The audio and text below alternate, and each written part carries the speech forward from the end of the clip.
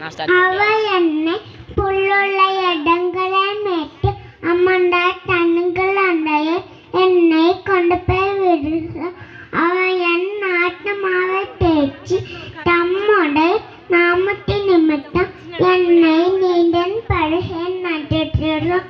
நான் மரணலில் பள்ளத்தாக்கில் நடந்தாலும் பொல்லாப்புக்கு பயப்பட தேவரே என்னோடு கூட இருக்கிற.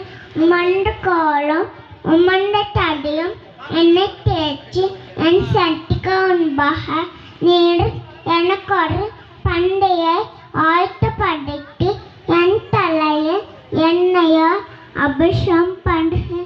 என் பாத்திரம் நிரம்ப வழிகிறது. என் ஜீவனுள்ள நொல்லாம் நன்மையும் கிருபையும் என்னை தொழலும். நான் கர்த்தருடைய வீட்டிலே நீண்ட நாட்களை நிலைத்திருப்பேன். ஆமென்.